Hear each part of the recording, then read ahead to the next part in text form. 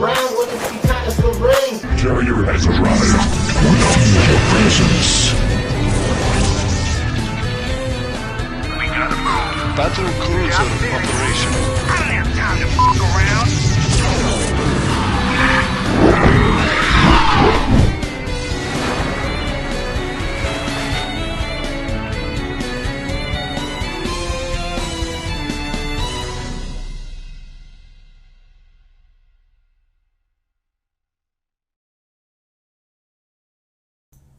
And we're back. Now we're gonna cast Canada and Norway, and if you look at Canada, you should see a lot of players, a lot of new names. Let's cover them briefly. Aegyo, everyone knows him. Aegyo Cute, Cute Pain, Dragon, of course, probably the best Canadian player. Now KMD 1025, also known as Red Duck. He is Boa White's brother. He lives in Canada, has lived there for a very long time. Castle and landowner. And Crossy. So Crossy beat Dragon in the Nazo 3 finals, has done well in BSL. Everyone knows who he is. And now Whip. Whip, I don't know who he is. DM Whip. If anyone can provide some information on who he is in the chat. But as far as I know, very strong Terran player. Now, all the 1v1 players in Canada are also Korean Canadians, but this is allowed as long as they live in Canada. It's not a problem. And Dragon, just a strong player. So even though Dragon captaining Canada again is going to be without TT1 and models, it still looks like a very strong team for Canada. Now Norway, familiar players from last season, basically the same cast. I think Norway, unfortunately, is going to be hurt the most by the new format where 5 players have to play 1v1. It means everyone on their team has to play 1v1. They only have 5 players currently rostered. It means the value of having a strong player like Madinho and Liquid Drone is slightly lowered because last season Madinho was often provided 2 wins for his team. And because it was only best of 5, 2/3 of the way there. Now he can only provide 2 wins and team still needs 2 more. So Norway did perform very strong last season. Unfortunately this season I don't think it's going to be the same. Still going to be a strong team, but again lacking the depth. Depth is going to be key in this new format. And game 1 is going to be Aegyo against Madinho. Again, this format is the same. Players pick maps they want to play on and then we pair them up. Coaches don't have any knowledge of what the other team is going to look like. And I think we're ready to start. We're gonna go into game 1 between Aegyo and Madinho.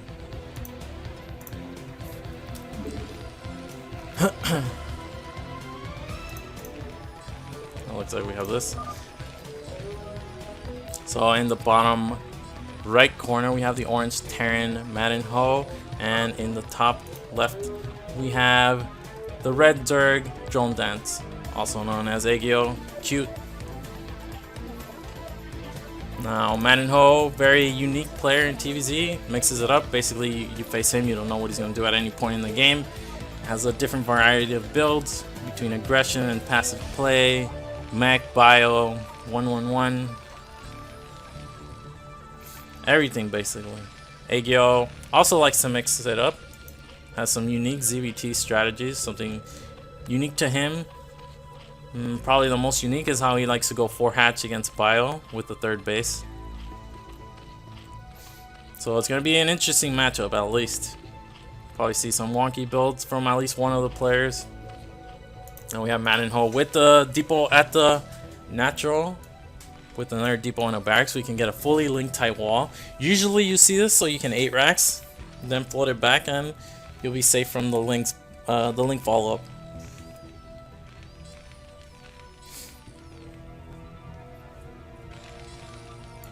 There's the barracks. And Aegyo looks like he's going to go for a 12-hatch.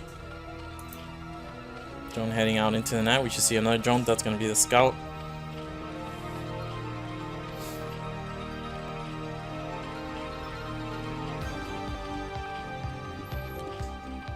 There's a 12-hatch and there's a drone scout from Aegyo. We're moving out. There's metal as well, and there's a gas. So this is going to be a mech build, but because we have a wall, we're extremely safe against early game. We'll be fine against Nightpool, for example. Just need to repair and make a couple of Marines.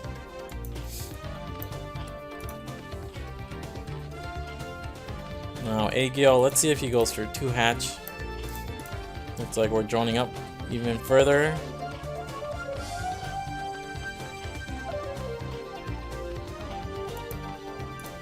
One Marine made by Maddenho, and now we're going to complete the wall. So this wall is completely tight against Lings. And we're still joining up by Agio.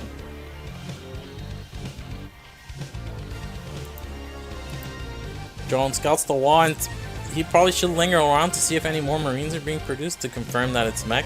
But seeing a wall, we should know that something is... I mean, you could also want to go bio, but the probability is that it's mech. Maddenho pulls all off gas. Really wants to get minerals instantly, as many as possible, to get that command center up as soon as he can. It's like the SCV is trying to pick up a drone. We have a 3rd hatch going down, not used as a part of the sim at the front. And we have a gas steal from Maddenho, cancels it immediately. And Agio's gonna take a 4th hatch at his 3rd base. So this is what I'm talking about. Agio likes to go 4 hatch in ZVT. And he'll do this against Bio even. Against Bio, a little bit risky, of course. Once the Marines do move out, having late tech as Zerg can be extremely punishing. You need Sunkens to defend from the initial Bio push. The benefit, of course, is our economy is a lot stronger as Zerg. And because the 3rd hatch was made in the main, I don't think Maddenho will suspect this. There's the first Vulture going out. Maddenho doesn't have... I guess he was a little bit late on gas to make that add-on. Maybe he'll just go straight into Armory.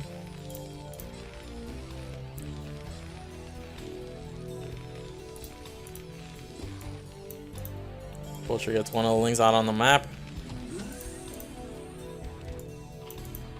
And there's the Sunken. Sunken's actually quite late. Usually you want to see the Sunken at 3:30, so maybe Agio didn't know that this was mech.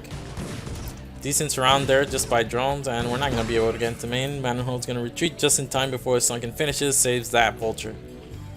Big play, gets 1 drone, forces the Sunken, and he's fine. Now there's the Hydrogen from Agio. It's like SCV still alive. Man, what's with these workers hiding in the main and never being spotted? Maddenho a little bit late on his transfer, unfortunately. Very focused on this Vulture. Let's see, he's still alive, doing laps around. So Maddenho sees it. He knows it's 3 hatch Hydra. What he doesn't know, it's actually 4 hatch Hydra, but the response is the same.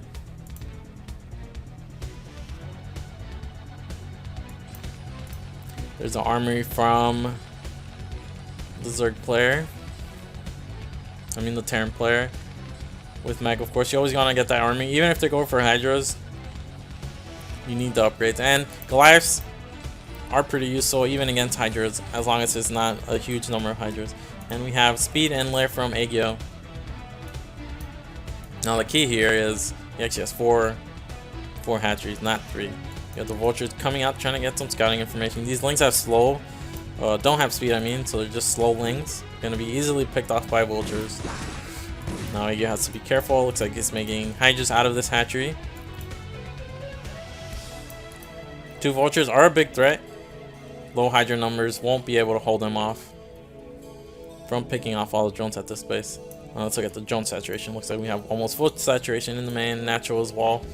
Gonna have enough drones to mine fully and put on gas. So we had that neutral animal dying. Now he has to be careful against the mines. We only have speed, no range quite yet. It's just being researched now. And +1 for Maddenho. That's +1 weapons. And there's the academy.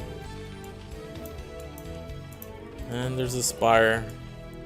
Now these Vultures finally gonna scout this new base.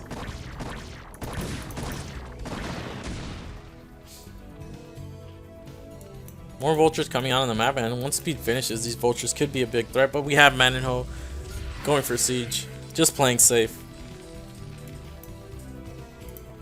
No overlord speed quite yet. There it is from Agio. Without overlord speed, it's not reliable to move out. I like how he's positioning these Hydras. You can see it's going to be hard for vultures to come in.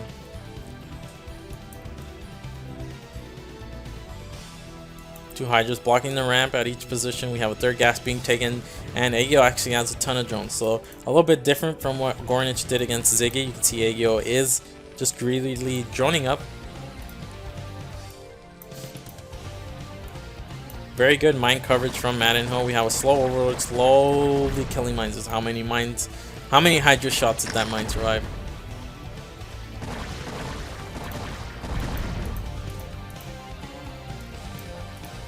+1 about halfway done. We have the third command center. No starport quite yet. We're getting vulture speed finally. And Agio's getting 2 evolution chambers. He's getting +1 on both Hydra attack and carapace. We have the spire done, but no mutas being made, no +1 on them either. But the real strength in Agio's build is his drone count. He has a very healthy drone count, and this is what you want against mech. Especially against mech that isn't going to go for a timing. This is upgrade style, not timing Terran. Agio doesn't know this, of course, but like there we have Manenho in no position to attack at any point. We have 1 muta. Now this is probably going to be a scout. Another micro hatch going down, and we're getting +1. So this muta is going to scout. +1. Getting +1 doesn't mean mutas necessarily, but he'll probably use this muta to scout and then decide what he's going to do. There's a starport from Manenho, so just trying to keep up with the upgrades. As soon as +1 finishes, he wants to start +2. Agio still on layer. There's the muta scouting. He sees everything basically. He sees the factory count. He sees the fact that the starport's about to be completed. He sees the number of Goliaths, number of tanks. I think he also saw this command center, so he realizes Manenho is playing very passively.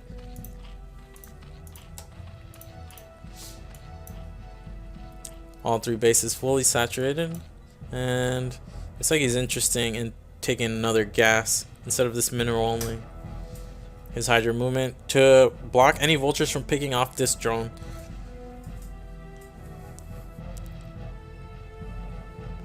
Now, this is a very passive TVZ, not one.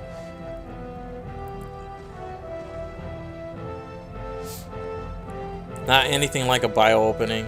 Alright, there's a 4th base from Agio. Still making mass Hydra. +1. Oh, there's the queens. Now, let's look what's in production for Agio. Still no queens quite yet. We have +1 about to finish. And Manenho is taking his 3rd. The science facility is done. We actually have Bruling being researched.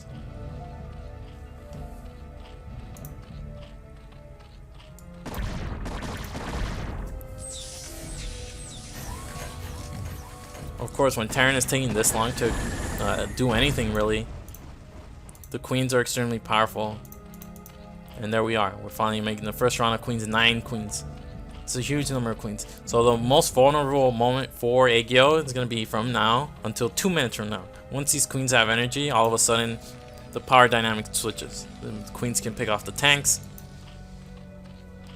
And Agio is going to smartly hide them. Now he sees 2 of the queens. He actually sees more of the queens. So I think Manenho might attack here. This is his moment to attack. He just saw the queens finish, but he's actually only on 5 factories, and these vultures don't have much attacking power. Vultures in TVZ against when you're going mech are utility units, usually only seen to lay mines and then try to pick off drones, so you trade them off for drones. They have no punching power against Hydras, and his tank count is quite low, only has 7 tanks.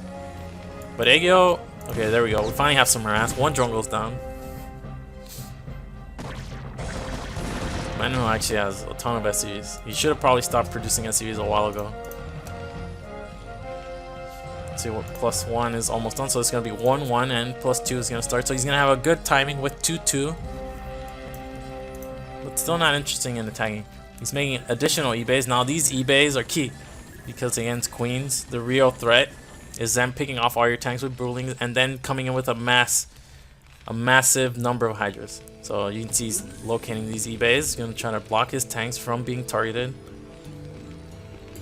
This is noteworthy, I guess. It shows Manenho is an experienced player, has played with mech, has faced queens. But Aegyo, Zerg, 4 bases, fully saturated, very scary. We have 1-1, 2-2 is on the way, and we're actually getting hyped. So we're gonna get 2-2 and then start 3-3. Not often you see a Zerg ahead of Terran on upgrades. And here are the queens. So queens almost have enough energy.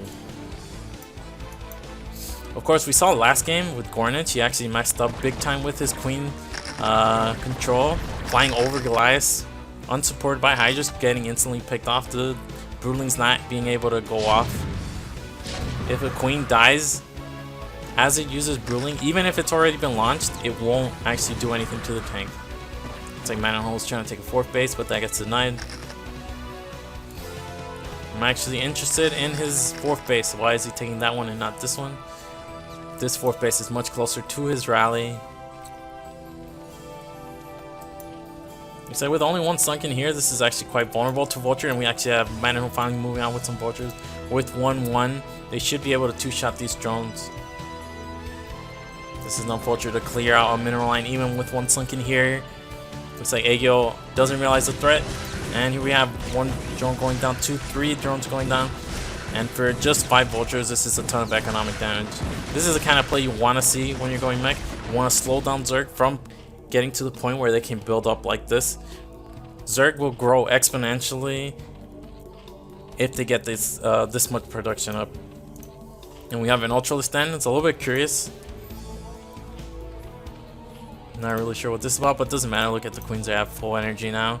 Are we getting queen energy? So we're actually getting Defiler, but look how many upgrades Zerg is getting. Look at the amount of economy Zerg has is ridiculous at this point. Where is the Queen's Nest? 2-2 on the Hydras, and we have 3-3 on the way. Now Manenho's going to try to take this 4th base. You can see he's still making E-bays, and the more E-bays he gets, the better off he's going to be. He's going to need these E-bays to block the queens.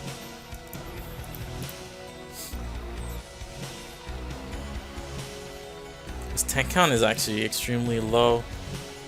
There's only about 11 tanks. It's not exactly the easiest thing in the world to use your Broodlings. We saw it's easy to mess up. And we have Aegyo coming in from this angle, but he's coming in with only Hydras, no queen support. But with only 4 tanks here, this isn't enough. The queens are actually flying over turrets. Look like, oh, I actually missed this. There's tanks under these C-bays. But some of these tanks were actually able to be targeted. What did we have here? Did we have an EMP? I missed. What was that? Maybe it was a D-Matrix, but now Manenho doesn't have any tanks left. We're getting that tank laying thin down. We're getting the 3rd exposed. It's going to be targeted down. It looks like the queens are coming back. Probably going to be an infest. Now these tanks are way out of position here trying to defend this 4th base. We had a big opening here at the 3rd. Very well executed attack by Aegyo. And you see in the meantime, he's following this up with more bases. He's taking a 5th base. Probably going to take a 6th base. Hydras are very well upgraded, 2-2 already. Now the queens are a little bit careless while dying to a turret. The Manenho's Nat is getting busted. Now we're flying over more turrets, a little bit risky. Queens won't have energy, but I don't think it matters at this point. Our tank count is in the single digits.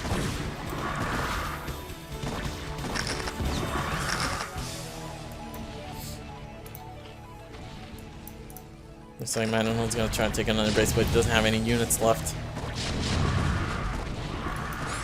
Looks like with the SCV pull, we should be able to hold off this for a little bit longer. And we still have a very healthy worker count, but no way to take any more bases.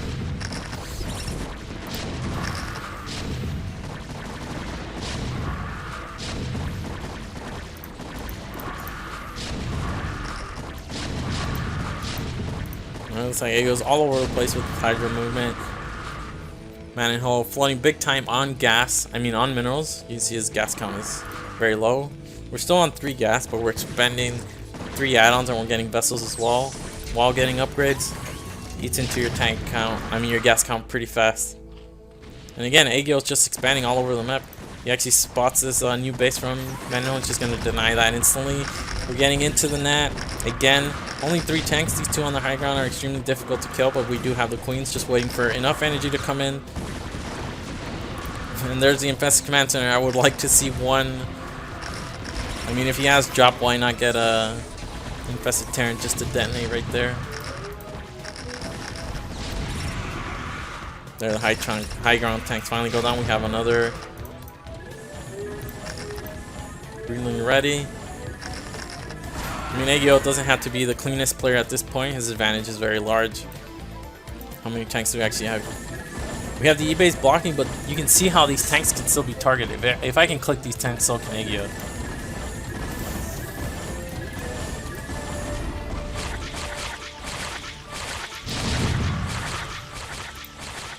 And we have Hydras coming in from 2 angles, and with only 1 tank here, this is going to be easily killed.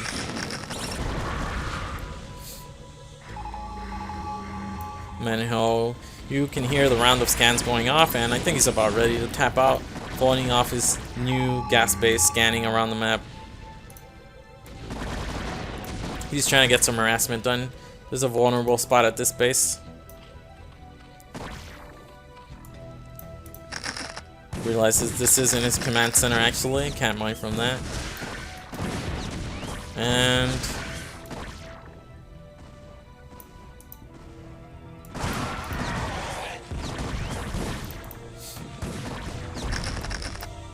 just really well executed by Agio.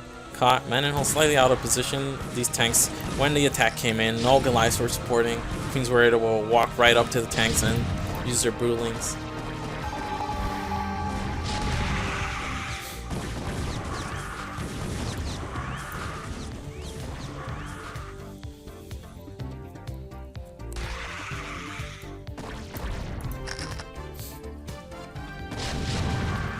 Manhole floating his command center from his net, desperately trying to take a base. You can see he finally ran out of minerals. Agio meanwhile is on 1, 2, 3, 4, 5, 6 bases. Main still has patches, natural still has patches. He has a ton of production. He's coming in from the high ground again. Manhole's on very low tank count. On a very low tank count. And I think this is it. Manhole can't secure a new base. We have very well upgraded Hydras, already 3-3. One thing Agio did do this game was just get 2 evolution chambers and start upgrading his Hydras instantly. Elias at the wrong position. GG, well played. So I think he's referring to that earlier attacks. He had his Goliaths here when Agio busted here. But why didn't he take this base? The Goliaths can much easier defend both bases.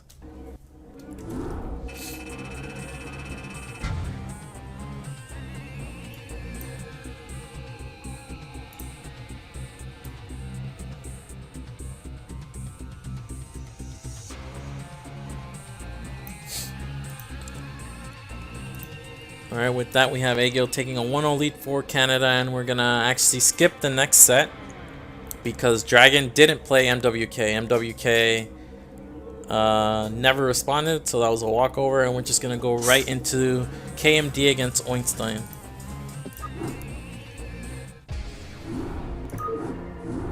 Now KMD should be a new player for a lot of you, but he did play in Nation Wars. Not Nation Wars, in Nazul 3, got to the group stages, and I guess the only other bit of information we have is that he's Bull White's brother.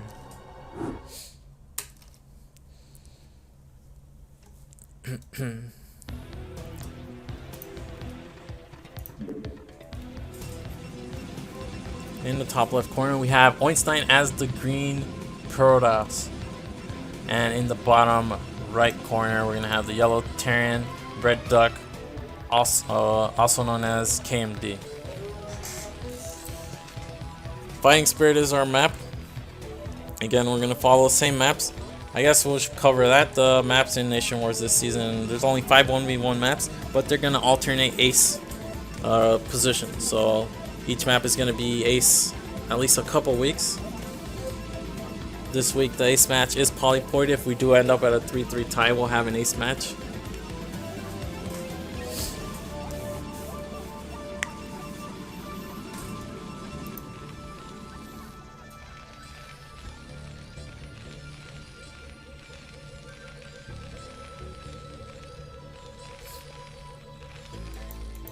Okay, we have one sign with the pylon at the front. That means you can make a gateway on the low ground. It's going to make your zealot pressure arrive a little faster, a few seconds faster.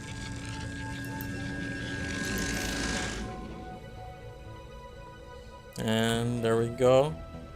So I like this. Let's see some aggression early on from Weinstein. KMD meanwhile, looks like we're going to have a barracks at the front. So this is pretty good for Weinstein. Pretty bad that he's cross map, but pretty good that KMD is gonna barracks expand. Probe checking the middle, but not going cross. And here comes Red Duck. Now, I don't think there's gonna be too many zealots. Probably 2. Look, we have the gas beam taken already, so this might actually only be 2 zealots. Core, zealot, core, something like that.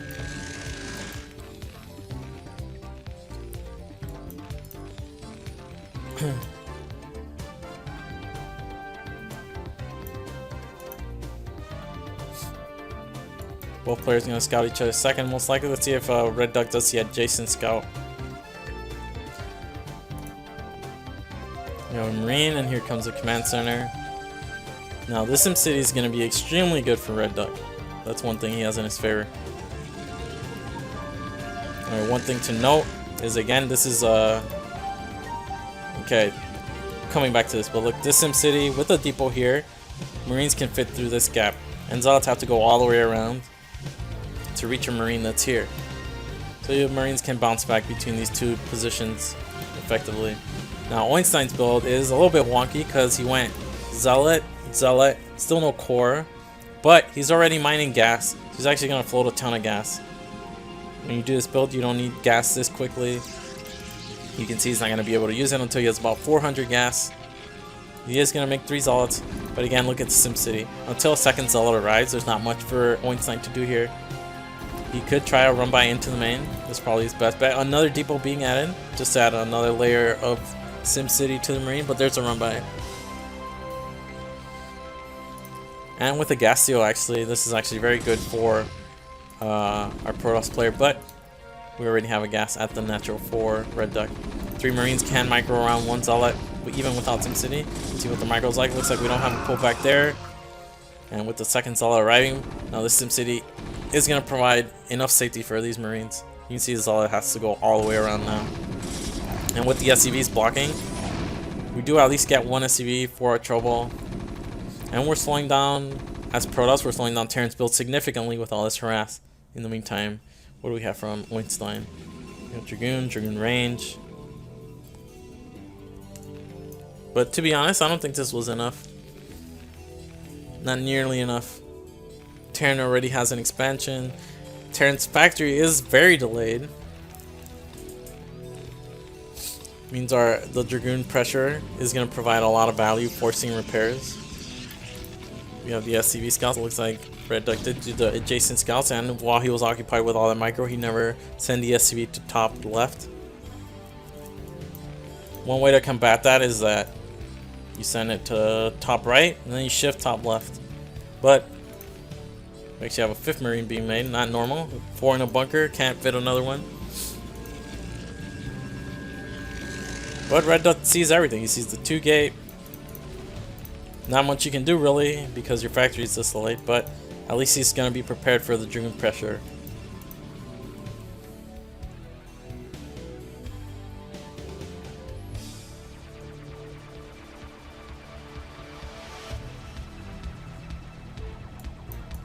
Here come the first 2 Dragoons. They can't pressure the bunker until range is done, but you see they're going to finish it soon. I'm curious to see how many Dragoons Einstein is actually going to make. Looks like he's going to make 6. 6 is a good number because you can one-shot the SCVs with 6 Dragoons. The SCVs repairing the bunker, and then you just pull back and repeat attacking the bunker, so they have to bring more SCVs. Sorry. So we're gonna see 6 Dragoons and probably a double expand from Oinstein. He is quite behind economically, but forcing all these SCVs off the mineral line, forcing them to waste minerals on repairing, is gonna allow him to catch up economically. Even though he's at a worker deficit, these are 4 SCVs that aren't mining, and every time he repairs, he loses a little bit of mineral income. Here we have tank and siege, and he won't be able to defend effectively until siege is done. Now here we have the 5th Dragoon and the 6th Dragoon about to arrive soon, so we should see Red Duck at least aware of the possibility of having as SCVs being picked up. We see the SCVs trying to match the Dragoon number on this bunker. If Oinstein is attentive here, he'll sacrifice this out. Here we go. We're gonna see if the Dragoons dive on the SCVs, and 1 SCV goes down, 2 SCVs go down, 3 SCVs. Now he should retreat. Doesn't want to lose any Dragoons. Okay, that was about as good as you could hope for. Now we have siege finally done, so well timed by Oinstein. You want to dive just before siege is done, get as much damage done as possible. There's a robo, and there's a 3rd base. Looks like Red Duck is only going to go for 3 tanks and then switch into vultures. We have the academies going up. I mean the comp sets going up. Terran, he's also known as KMD, TAM25, but I better know him as Boa White's brother. If you know who Boa is, they're brothers. Now there's Boa in the chat. After this series, I should say, there's going to be a small break, and then there's going to be a Spanish cast, which is going to cast Peru, United States, and I think Germany against Bolivia. Here we have Oinstein adding a bunch of gateways. We have this timing from Red Duck, 3 tank timing, very threatening. Fortunately, he's losing a couple of vultures for free. Let's see how the micro is here. This is a micro engagement. Looks like Oinstein is pulling back, trying to not get any mines on his Dragoons. The 3 tanks are still alive. Do we have... Okay, we have a siege here from Red Duck. He has to be careful. Only 3 tanks without any support. And here's a shuttle from the Protoss player. Oh, he's got to be very careful putting these tanks on mines. He's going very far forward, and these tanks are all on mines. No, there's nothing... No mining at the 3rd quite yet, and...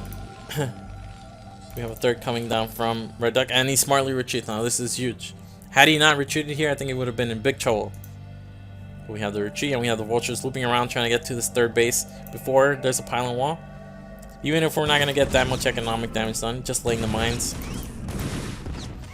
is going to allow us to buy more time to get our own 3rd up. We have a barracks here ready for the SimCity, just with 1 depot.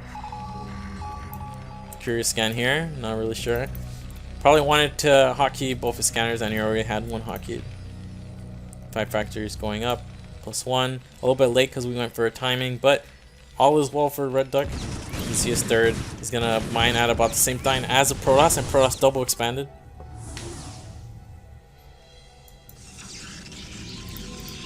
Six gateways from Protoss.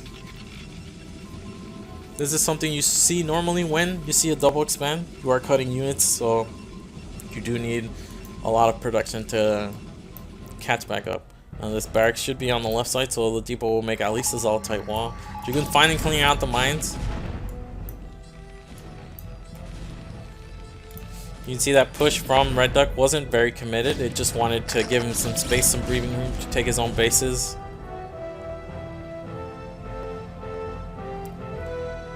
Also, high caster Muse. Good cast between Karenzi and Scarlet. Very exciting event. This wall, this is a mistake. Zealots can fit through here. Oinstein, I think, plays Protoss and Zerg against Protoss.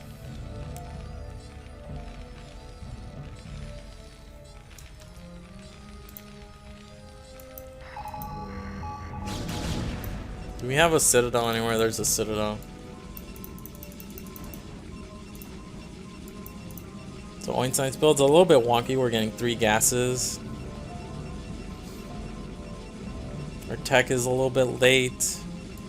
We really want to attack here, but on Fighting Spirit, it's very hard to attack a fortified Terran. Now we catch them on siege. The lights don't target the shuttle immunity, so all of those unload.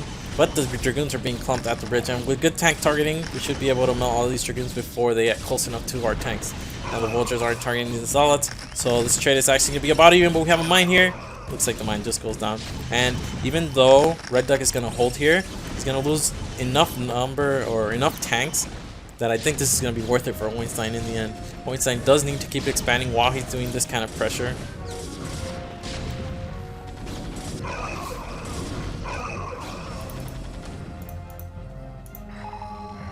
Okay.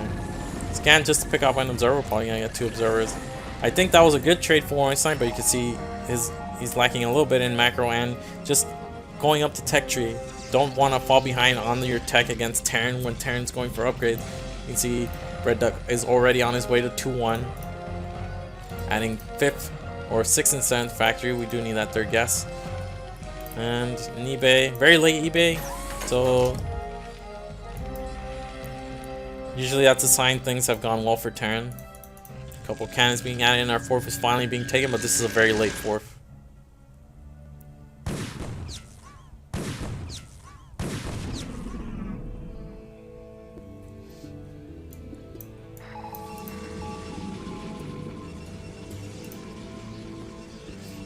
So we mistimed our archives and Stargate timing, so now we have to wait even a little bit longer. +1 is almost done.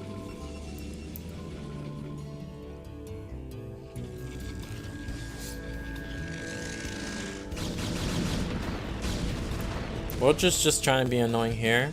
There is a possibility for some harass to get done at the 12 o'clock base, but Fighting Spirit isn't a strong map for harass because of how easy it is to defend all these bases.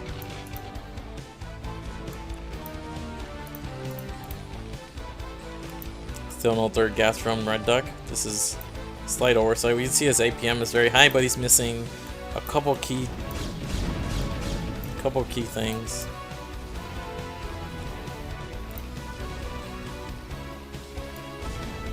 Hohenstein on 75 probes. Probably don't want to make any more probes at this point. Still making probes. You really don't want to oversaturate your mineral lines as Protoss. It'll make your max army a lot weaker. One of the key things to Protoss is how to transfer probes. You kind of do want to play it like Zerg eventually, so that you only have 1 per patch at all your new bases. Once you're up to 5, 6, 7 bases, you can see that Hohenstein is super saturated. He's at 81 probes. He's even making more probes. And then we have the first Arbiter finally building, and we're getting stasis.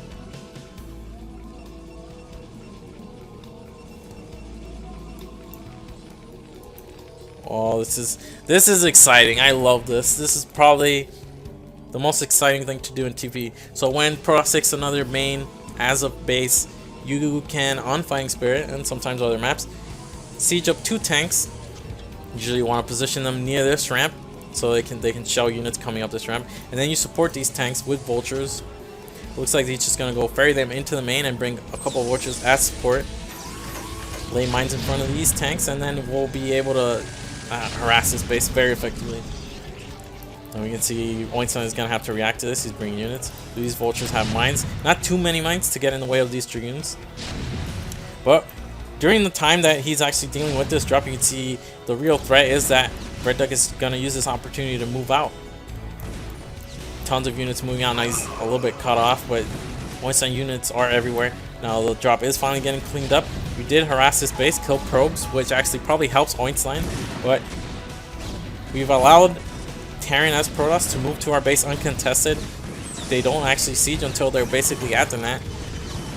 Now Red Duck bled a lot of vultures during that, and now he has to be a little bit worried about flank, I should say. His supply isn't quite max. We do have 2-1. no mines, and we have to worry about a counter here. We gotta use our scans to see what the Protoss army is doing. We see it countering. We only have 1 tank left back. We only have 2 add-ons and 7 factories, so we're missing something. It's probably a product of the late 3rd gas. Protoss has to be careful against the mines. Zealots eating mines, not what you want to see. And then tanks at the Nat sieging. Now if Red Duck is on top of his game, we should see him siege up, kill this Nat, and then send some units to 12 o'clock and kill that base as well. We do need mines to cut off the units from the back. There's the 1 tank heading to 12 o'clock. Red Duck taking a 4th base, not 3 o'clock, which is much easier to defend. But with the late arbiters, we're actually having a lot of trouble trying to get anything done for us now. We're probably going to flank this army, and with the Zealots getting right on top of the tanks, we're trending about as well as you could hope. 2-1 on this mech army makes it very strong, makes it trade very efficiently.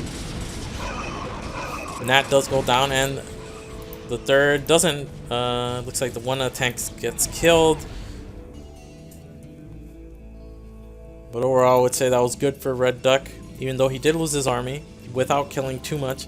The natural, you basically forfeit the natural just to get a better fight. Natural is not a high value base. We don't have quite yet enough production or income to get a gateway farm at top right as well. So we do have to be a little bit careful not to get contained. But you can see Red Duck tank count is very low. He's only on 2 add-ons, producing tanks 2 at a time. We finally have 3rd and another factory being added. 3-2 is on the way, and we're getting vessels now that there's the threat of arbiters.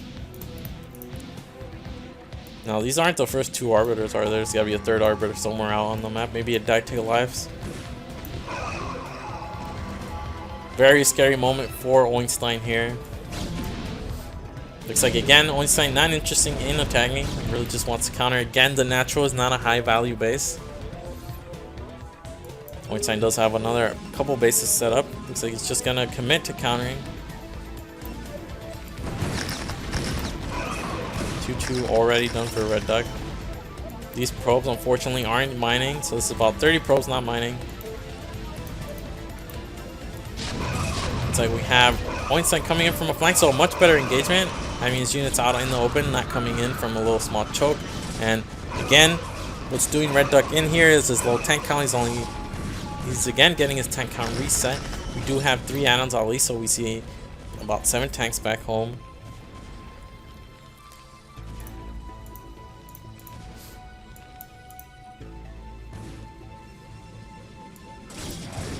And the natural actually doesn't go down for Oinstein, so not dead in the water here at all. Does have this base. Really needs to use the probes in his main. Looks like he's finally transferring them out. And Red Duck is just moving out. He's not taking the best fights, but he's doing enough that he can get into good positions with his army as Oinstein has been contained and occupied elsewhere. We have this huge probe transfer. It's going to get slaughtered by these tanks and vultures.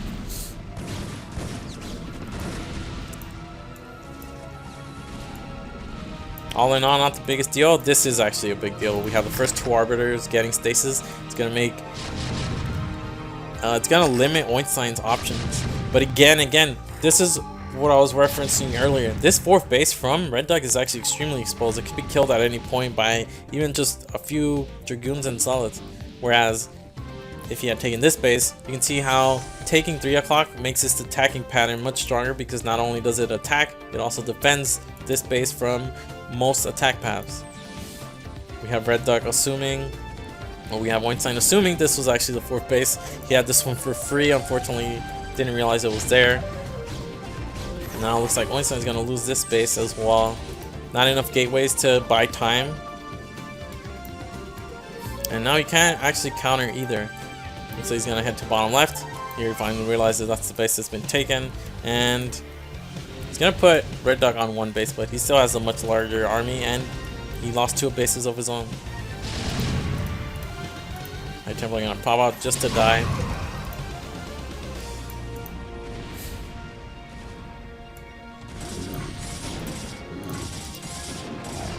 Oinstein is still in a lot of trouble. These arbiters are his only way back into this game. You can see he only has 2. They only have 16 energy. He's gonna have 2 more pop out, but they're not gonna have energy for a while. Without a recall, without a lot of stasis, I'm not sure how he can ever deal with this Terran army.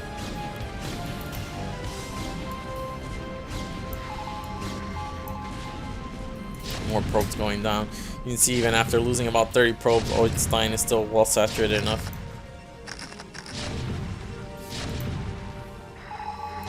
Again, even against low tech numbers, the mines just buy so much time. Setting up for another counter. Maybe if we had stasis here, this could do something. Vessels retreating. Catching these arbiters again would be massive. Here we go. Looks like, oh, another stasis goes off. I mean, another EMP goes off. No stasis are going to be seen this game. And we have Zealot's AI going into the tank fire. Again, trying to deny his 4th base, but it's not there.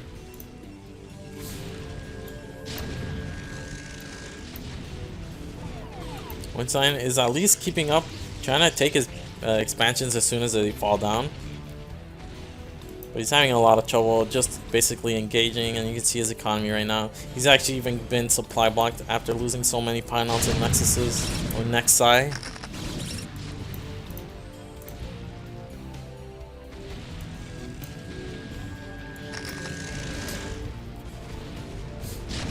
Again, without any kind of spell units, just gateway army. It's like Arbiters have +1 weapon. The Terran is on 3-2. I mean, Oidstein can run around and buy as much time as he can. On Fighting Spirit, it can be a little bit difficult for Terran to take a 4th, but you can see they just have a massive bank because the fights have been going so well for Terran. They've never actually had to remax. It's just been a high supply the entire time. Protoss units getting their cardio on, doing laps around the map. This is about the 2nd or 3rd lap we've seen them do. I think there was about a minute per lap. Looks like we're going for lap 3 here, just avoiding the Terran army. The world's smallest counterattack. Gonna finally kill off this natural.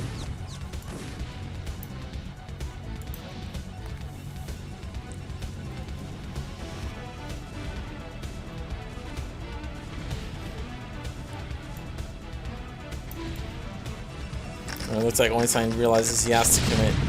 He's gonna lose a fresh base here. There's actually not too many tanks, so even with just 2 stasis, Oidstein can actually win this fight. And we have the EMP go off, but it misses 2 of the arbiters. We got 1 huge stasis going off, another huge stasis, so we only have 2 tanks left. Here we go. Here comes the fight from Oidstein. He's gonna try to get a good angle. You see him spreading his units down to the south, so he minimizes tank splash. Only 2 tanks here, but the Vultures are actually already in the middle line. They're gonna kill a cannon and wipe out this probe line. First fight that goes well for Oidstein. You can see the power of stasis. It actually allows Protoss to combat well upgraded Terran. Without stasis, there's no way for Protoss to engage that. Yeah, panel wall here, at least gonna keep these probes safe. But we did lose all the probes at this new base, and now Oidstein's economy is in the gutter. He's only at 26 probes. They're all at 1 base. We have about 10 here. Bringing the Ardor back to provide cloaking. Tanks getting called like this are free pickings, and Oidstein finally wins a fight. But we can see Red Duck, this entire time he had a huge bank. Even though he's not mining much now, he still has a lot of production left. We're just trying to get into this base, and Oidstein finally has 2 bases and there's some more security. He finally want to fight, so he has a little bit of time, but Red Duck just keeps going out on the map, keeps tagging, keeps tagging. What's gonna hurt Oidstein here is that his economy for the first time has been hampered enough that he can't just produce and trade poorly and buy time. He really needs gotta be careful here. His units coming in the line. He really wants to engage. That's concave. The tanks are very well spread out. Very bad engagement there for Oidstein. Now we have enough stasis to stasis about a third of these tanks, but without the supporting ground army, there's no point in using the stasis there. Again, Red Duck is taking very hard to defend 4th bases, so counters are gonna hurt him a lot. Now this counter going through a minefield is gonna provide critical intel on where Oidstein's army is, and now The problem with the bases that Einstein took is that they're very close to each other, so it makes it much easier for Terran to kill both with one attack. Basically, you see these couple of tanks coming here, soldiers going to the bottom, and both bases are gonna die. We have a counter going to the wrong base again. Even if Einstein kills this top base, you can see Terran is maxed. They have bank.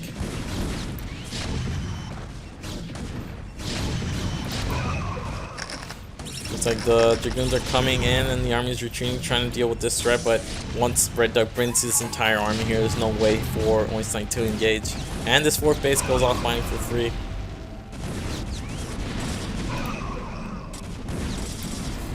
You can see Einstein never had quite the gateway number to just trade and trade over and over again. We had the one good engagement at the bridge, reducing Red Duck's tank count.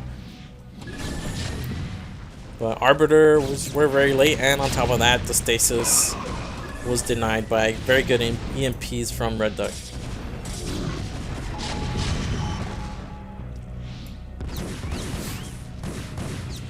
Tank's gonna clean up this base eventually, and with the vultures at bottom left killing the probe line.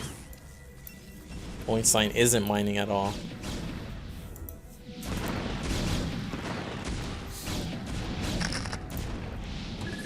Oh, sorry, I forgot to update the score. We have Canada up 1-0.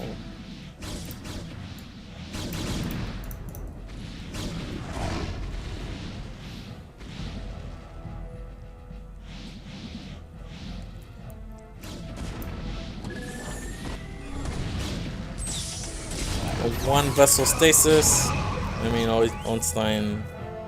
It's over here. We're gonna do one more lap, I think, around the map.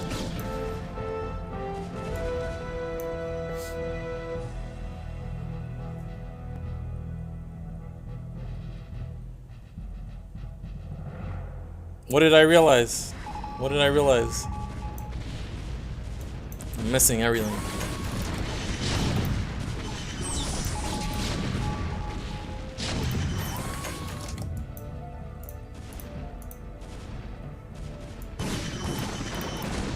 Here we go, we have the Arbiters. There we go, finally. GG from Einstein.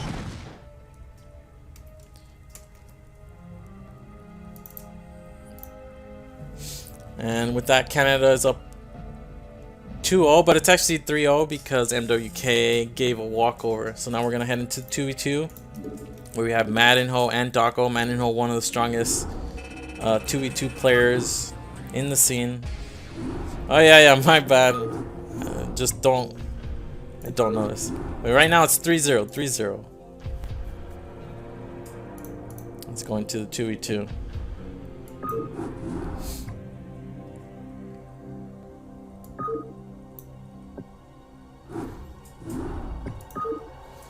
The map is Python. Now next week is going to be very exciting because we only have two 2v2 maps this season, but after the success of what's it called? The success of Iron Curtain in the Africa Team League, we fell in love with that map and the ton of variety it provides, just being the one map. Alright, so we have let's look at these. This is Liquid Drone as the blue Protoss, and we have Madinho. Where's Madinho? We have Madinho as the yellow Terran, and then we have Zerg, who's Landowner, and Castle's red. So now this is a bit of an issue. We should mention this more clearly in the rules, but the 2v2 was listed as Zerg random, and there is no Zerg on the Norway team. So nothing can be done. Once a match is played, the result is official. But the opposing team could, before the match being played, force the the team to play the matches or the races that are listed on the actual graphic. So if you look at this graphic, you can see Madinho and Dako were random and Zerg. So even if Jones sub for Dako, he would have to sub with the same race. So something is off here. The stream is going to be over after this, but we're going to take a break, and then there's going to be a Spanish cast of 2 of the other remaining series. There's going to be Peru, USA, and I think Germany and Bolivia. Alright, so let's look really quickly. So we have 9 full speed from Landowner. Castle going for 1 gate. We're going to see 10-12, or we're going to see fast tech. I think we're likely to see fast tech. And then we have Liquid Drone going for 2 gate. And Manhold's going to go for 2 barracks. Don't have a gas quite yet. There's Castle's gas.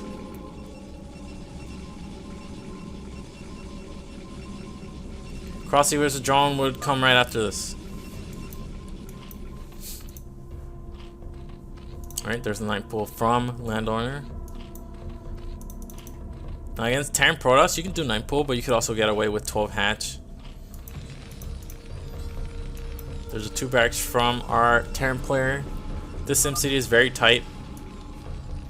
Only Zerglings and Zealots can fit. Well, Zerglings, Zealots, Marines, SCVs, everything can fit through here, but there's only 1 gap and it's easily plugged by 1 SCV. You can see Castle is just going to tech up 2 Dragoons.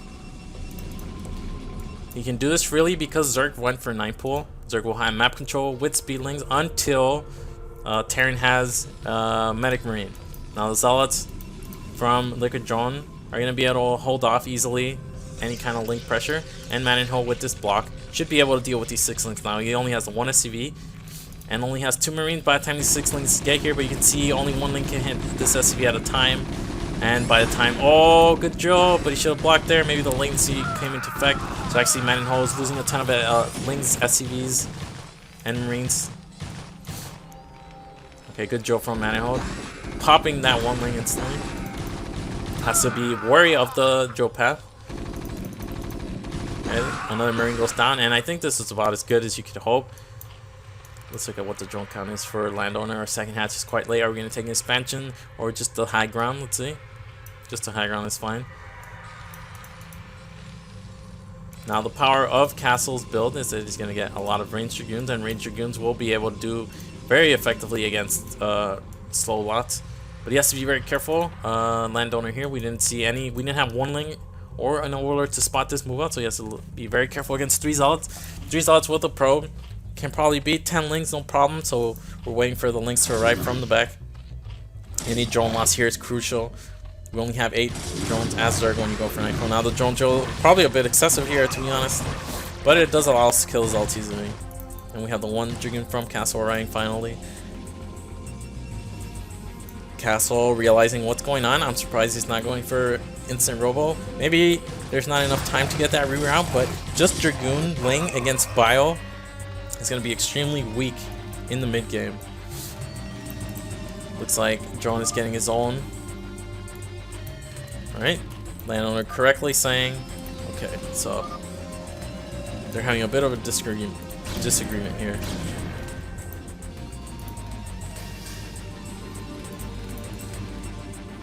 The robo is going to be quite slow. There's a 3rd gate, so 3 gate production is actually very, very good. And Terran's only going to be on 2 barracks this entire time, so even though Dragoons do poorly against Bio, when you have enough gateways, the Dragoons with their range can abuse the Marine ball. What we have here, we have Pylon. Drone himself, because he went for a 2 gateway Zealot, is going to be slightly behind on Castle in tech. There's a scan, and now Manenho sees what's going on. He sees the 3 gateway, he sees the robo. Not going to need anti-DT detection. He's getting +1 instantly from his eBay. And Landowner still hasn't droned up, but he's taking the 3rd hatch. He's going to produce 3 hatchling.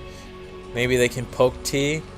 The Dragoons do have more range, but there's no. It's not very easy because there's no way for you to spot without getting shot.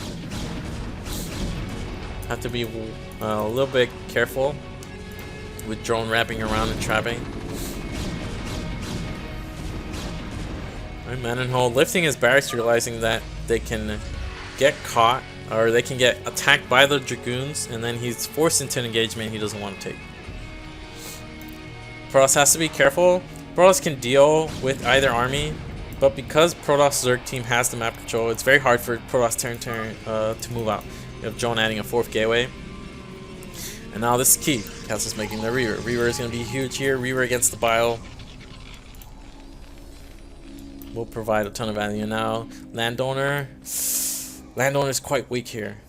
It's committing very heavy into Lings. Now the Lings are going to be good against the Protoss player because Protoss player is going to get Zealots and Dragoons without +1, against which Lings do alright. You have the concave being set up of outside of Terran's base. We're really waiting for that Reaver. Then when we're getting a sunken, this is a mistake. You don't need a sunken at any point when you have map control. You can add the sunkens later.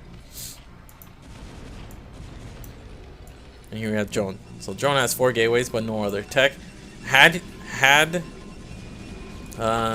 is why it's important to scout, because Manonhole scanned and saw Robo in 3 gateways.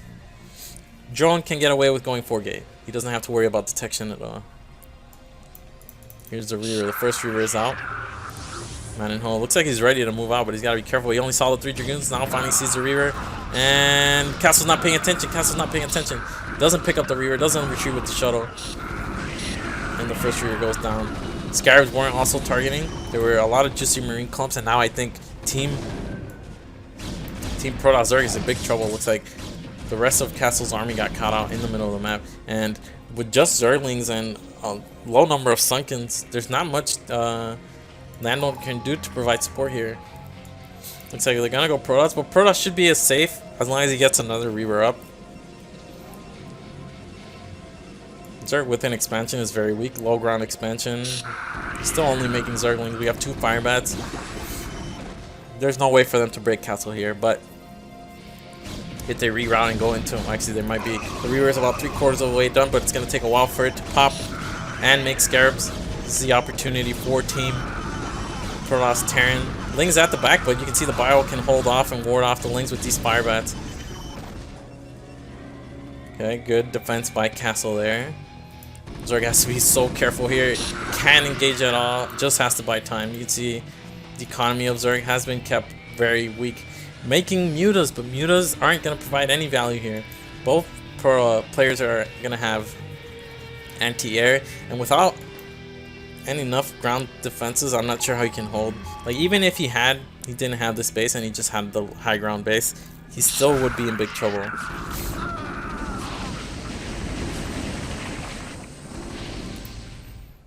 I mean, this base is just forfeit. Castle can try to help, but he lost that shuttle critically, so the Reaver support is going to be taking a long time to arrive.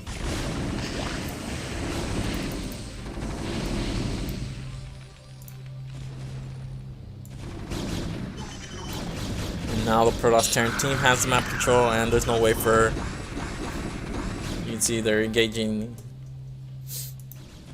isn't the best. Again, Castle getting caught out in the middle, and using again another shuttle, another Reaver. Without Reavers, this Bio army can't be touched by either player.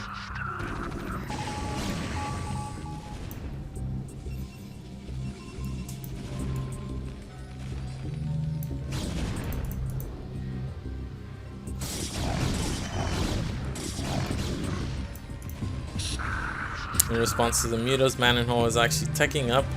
Gonna go into Starport and eventually Vessels. Neither player really expanding, but no need when... Oh, looks like Drone is finally expanding. Finally have another Reaver, but again, the power or the strength in 2v2 lies in you being able to unite your armies and engage. Whoever can do that in 2v2 is basically the one who's gonna win. Early on, it was Terran and Protoss Zerg who was able to, but since then, it's been Protoss Terran. And again, we have the Bile. This is a large Bile ball. We do have finally a Reaver, but you can see the Bile spread out enough. And the shuttle is being targeted again. Castle again losing the shuttle, and then without the shuttle to support the Reaver just goes down instantly. And GG.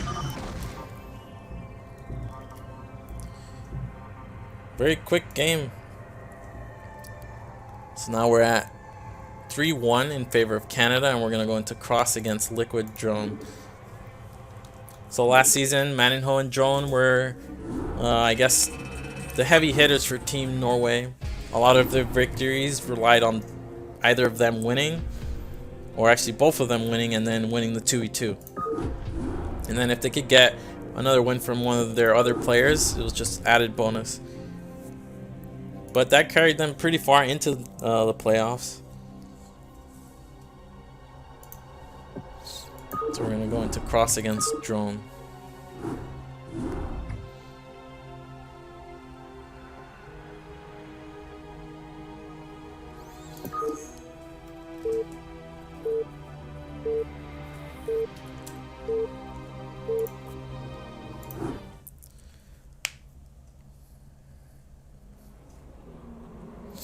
Alright, here we go. In the bottom left corner, as the blue Zerg, we have SeriOsity, Crossy. And in the bottom right, as the brown Protoss, we have Liquid Drone. Now, Liquid Drone, everyone knows he's a Zerg player, but he actually prefers to play Protoss against Zerg.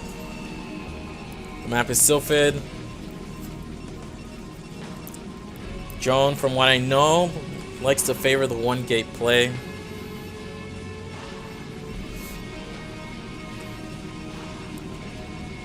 We're gonna have Crossy scout first. I've seen a couple interesting scouting patterns from Crossy. Because Zerg always scouts the closest natural, Protoss will send their probe to where that overlord would come from, correct? But on this map, it just so happens that usually that means the probe will meet the scouting overlord. So I've seen Crossy like send this overlord further south, or if it's scouting like this, further to the right, just to avoid that probe scout. He did this against Boa in Nazul 3, and looks like he's doing it again. So this will delay your scout by a few seconds, but it'll actually throw a Protoss off who's relying on that type of scouting. And Drone not going for the one gate. I actually expected him to go for one gate. Looks like he's gonna go for 2 gate. We have Crossy going for 9 pool with the gas trick. No speed, but this will mean that he has an extra drone. You can see he already has 9. You have an extra drone. If you're not gonna go for 9 pool speed and gonna go for 9 pool, better to get that one drone. It doesn't affect your larvas. You're gonna have 3 larvae by the time your overlord and pool finish. And here we have the drone, the overlord coming to the net. Now because this 9 pool is just gonna make 6 lings right off the bat, and then probably make drones. It's not gonna have any information. This overlord, he'll probably assume Crossy or drone is at top left.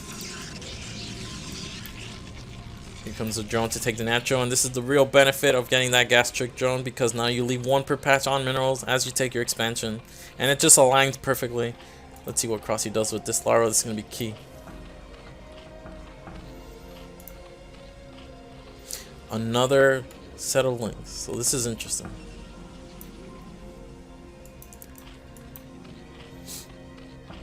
Now normally, let's see what happens here. Now he's gonna see the Zala and it's just gonna make more links.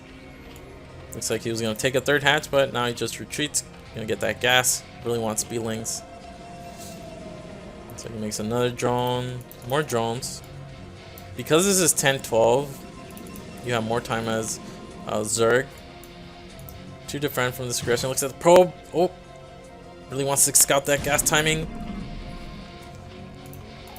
I don't know if he did. I don't know.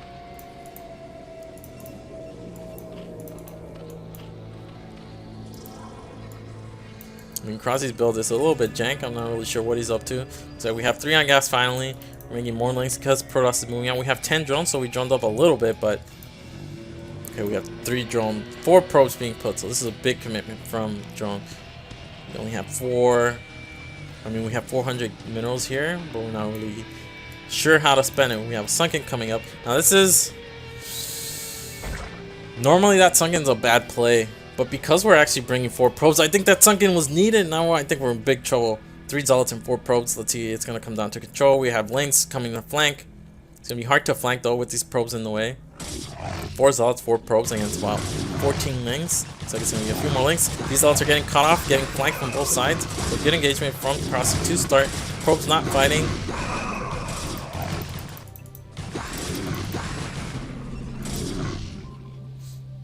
Okay, so big investment here from Drone, and I don't think this worked out at all. Crossy was able to take the initial fight instantly pretty well. Now we have a 2nd zealot arriving, and we need these zealots to come faster. Let's see what We're gonna have 3 Zealots here pretty soon, but Crossy's production is gonna kick in, and the real threat is that once speed is done, these Lings are a massive threat. It's much harder to attack once Zerlings have speed. We're only on 9 drones, but it doesn't matter. We have 3 hatcheries. The production is what's key here. Oh yeah, the score is 3-1, 3-1. Jeez.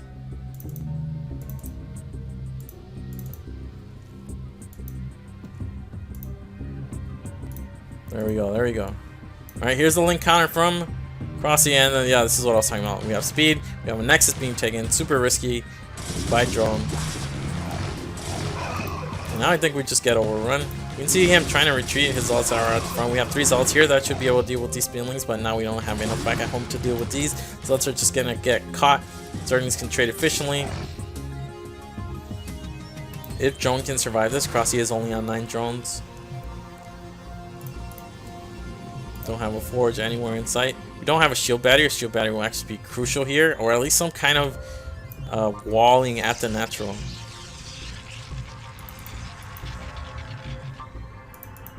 Pylon to provide support and maybe a shield battery. Don't want to let these Zerglings into the main cross. It's just gonna make non-stop Zerglings. He senses a vulnerability here in drone's defense.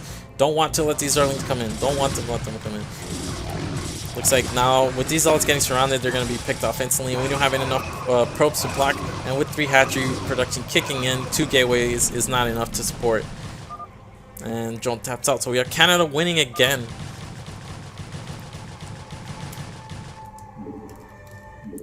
So with Canada winning again, Canada wins this matchup. So 4-1 for Canada. Now, I have a bit of bad news. I have to go. Unfortunately, it's 6 o'clock. This cast went on a little bit longer than expected. And I just checked. Dako against Whip. It's going to be a very long replay. And there's still some stuff we have to cover. So unfortunately, just going to skip that. Sorry, Dako. Sorry, Whip.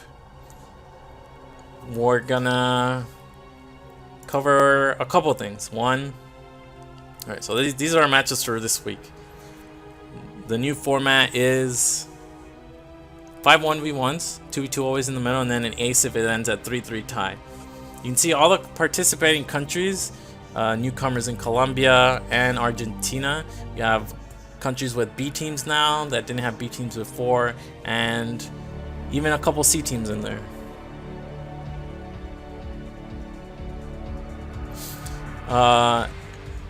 Division A, I just casted the first 2 series, but USA, Peru, and Bolivia, Germany are going to be casted soon in Spanish.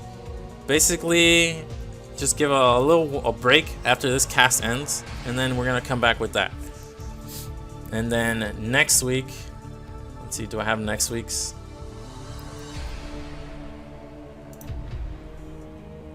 Yeah, I'm sorry, I didn't expect this to run as long as it did.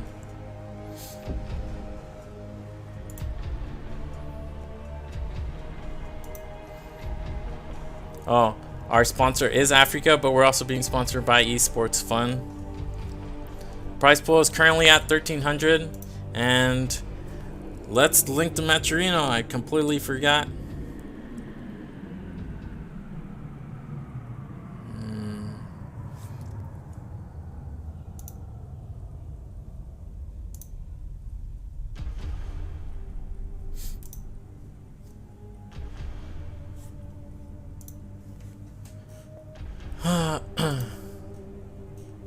Alright, sorry, so let's just go back.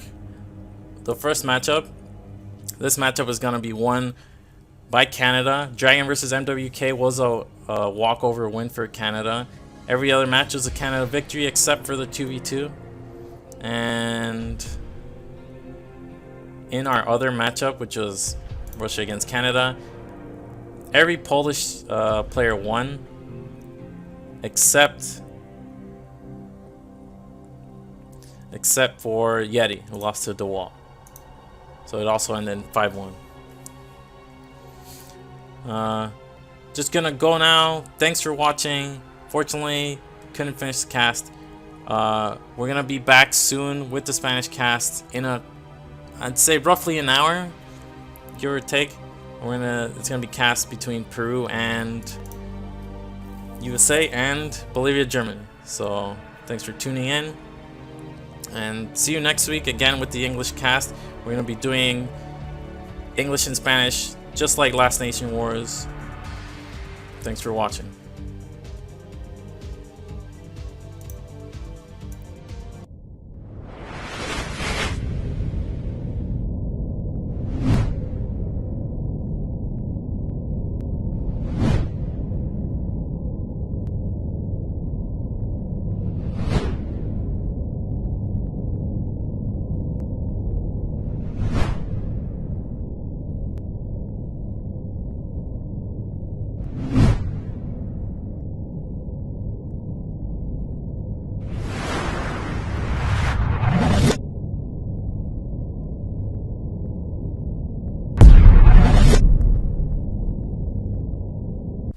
Si te gustó este video, no olvides darle like.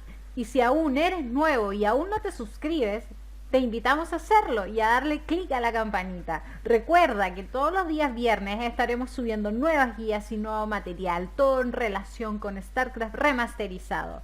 Hasta la próxima, amigos.